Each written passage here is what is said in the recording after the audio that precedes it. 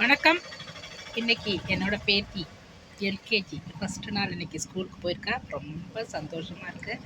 நம்ம குழந்தைங்க போகும்போது பார்த்ததை விட இரட்டி மனசு ரொம்ப சந்தோஷமாக இருக்குது.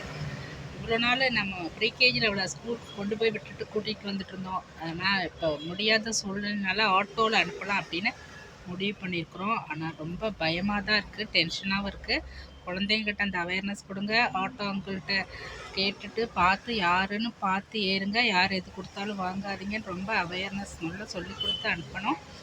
இந்த பாலியல் தொந்தரவுலாம் வர்றது எதனால் வருதுன்னா, பேசிக்காக பார்த்தா ஆண் குழந்தைகளை வளர்க்கும் பெற்றோர்களும் அவங்க சின்ன குழந்தையிலேருந்தே அவங்களுக்கு நல்லதை சொல்லி கொடுத்து வளர்க்கணும்.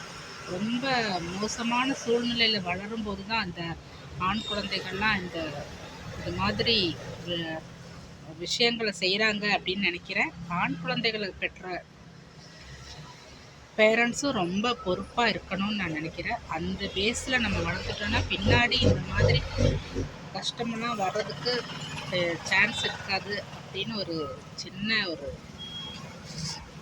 அறிவுரை. எல்லா குழந்தைகளும் படித்து நல்ல அறிவாற்றலோட சிறந்த குழந்தைகளாக, முக்கியமாக சிறந்த குழந்தைகளாக இந்த சமுதாயத்திற்கு வர வாழ்த்துக்கள். என்னோட சேனல் பிடிச்சிருந்தா சப்ஸ்கிரைப் பண்ணுங்கள்.